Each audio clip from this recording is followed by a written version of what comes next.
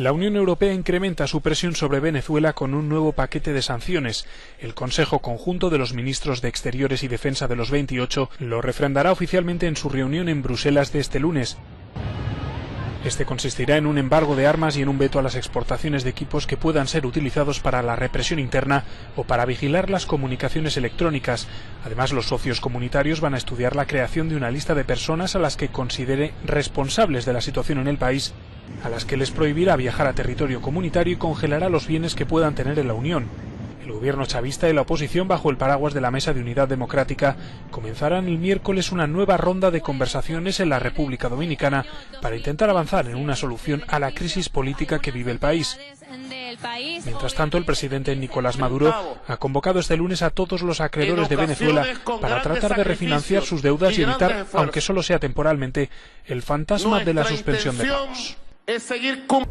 Pasamos ahora a Venezuela, y es que la Unión Europea ha sancionado a este país. Las medidas restrictivas consisten en el embargo de armas y material que podría usarse para la represión interna, así como un marco legal que les prohíbe a funcionarios viajar a Europa y la congelación de activos.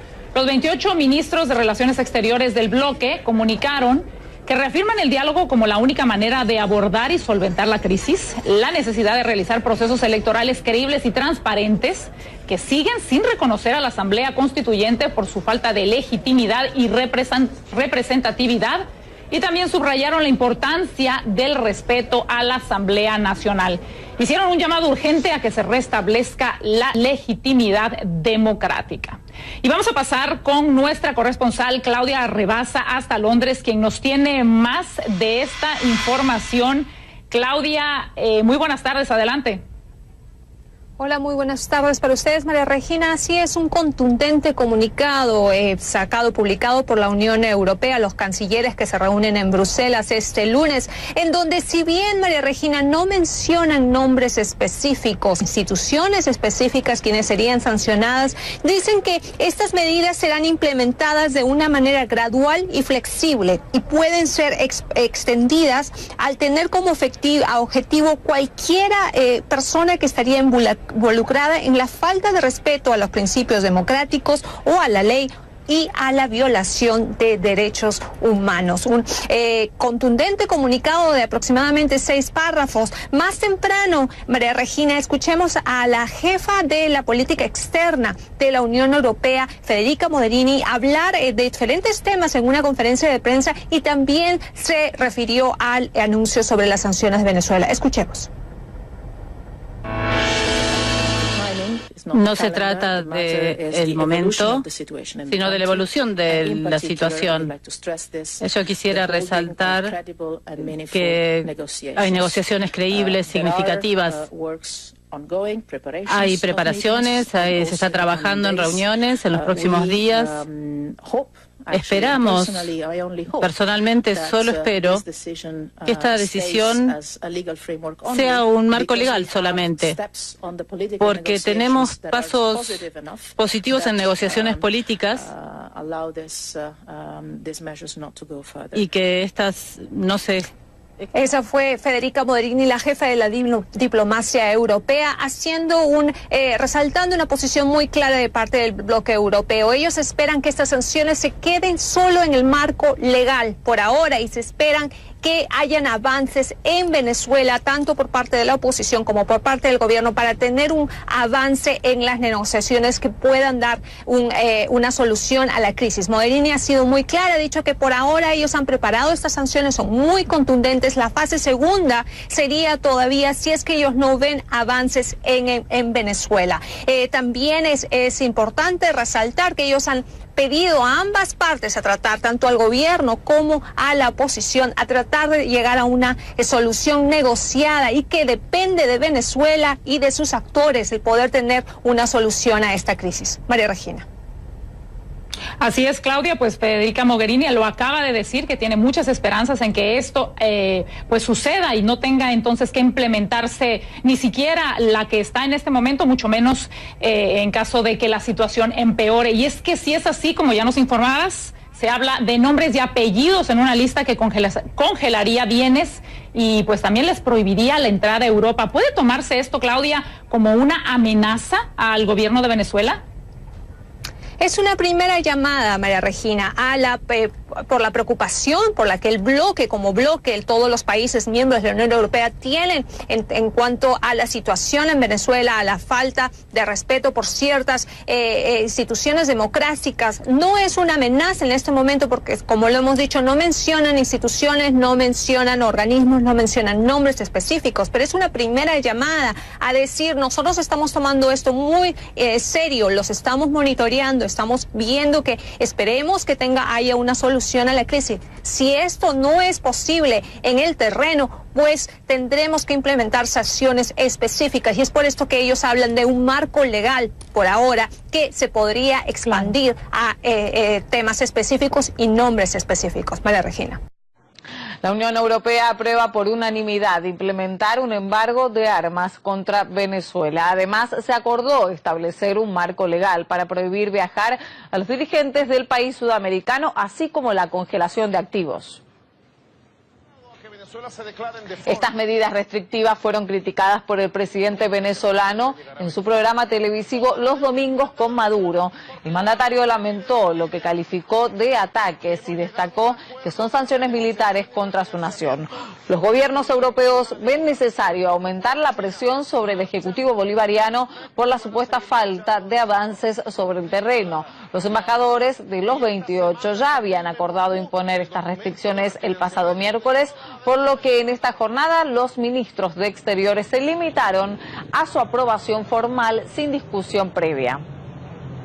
Las sanciones, como le decía, se sumaban a las de Estados Unidos en la adopción de ellas. Sin embargo, los estadounidenses, por ejemplo, en las sanciones le prohíben a sus ciudadanos y a las empresas negociar la deuda emitida de Venezuela. Y de esto vamos a hablar con nuestro próximo invitado. Su nombre es Ignacio Bartesagui y es director del Departamento de Negocios Internacionales e Integración de la Universidad Católica de Uruguay. Profesor, bienvenido, gracias por acompañarnos.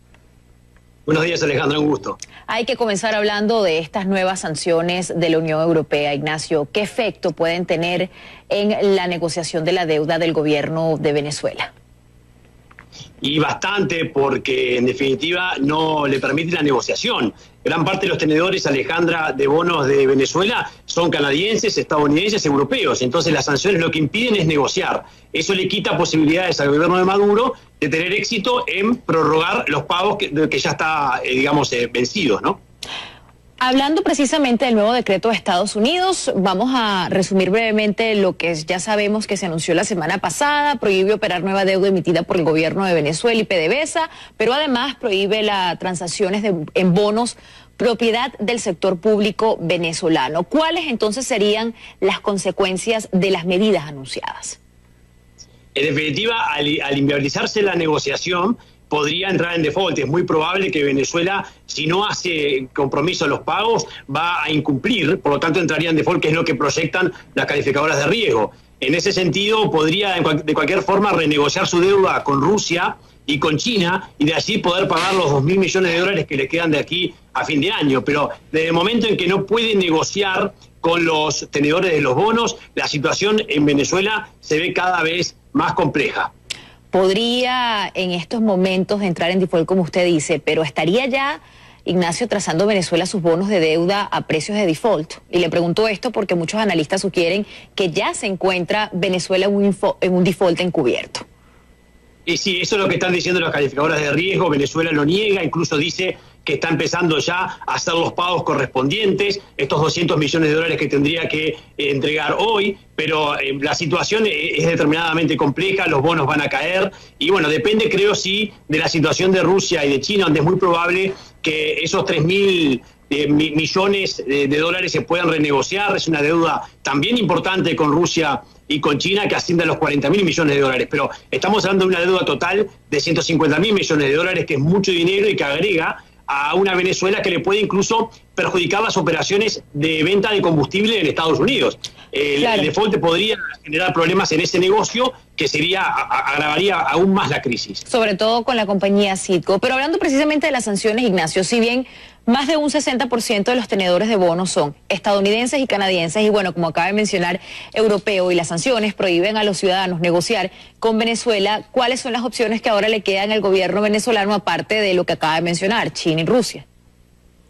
no le quedan más opciones. Yo creo que la renegociación de la deuda con China y con Rusia es el único camino, y me parece que, Alejandra, que esto se va a dar porque Rusia y China se han mostrado muy interesados en mantener una relación estratégica con Venezuela, porque por supuesto tiene que ver esto con el recurso del petróleo. También es cierto que progresivamente China está cuestionando este tipo de relación tan compleja con una Venezuela que puede incumplir los pagos próximamente. Pero bueno, yo creo que la salida en el corto plazo para Venezuela es arreglar con Rusia y con China y poder hacer los pagos correspondientes. Ahora, sin un plan económico que salga para salir de la crisis, el resultado va a ser realmente muy complejo para la economía venezolana, que se ve cada vez más golpeada.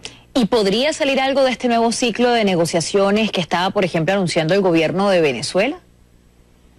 No creo. Lo que ocurre es que también aumentan las presiones de todo punto de vista, porque las sanciones de Canadá, las sanciones de Estados Unidos, de la Unión Europea, las relaciones con la oposición están realmente muy deterioradas. No se ve un camino, el precio del petróleo tampoco está colaborando. Entonces la situación termina siendo realmente compleja. Yo creo que Maduro va a tener que reconocer que tiene que ceder, que hay que cambiar la posición que está teniendo en este momento en su gobierno, y va a tener que reaccionar a la presión internacional.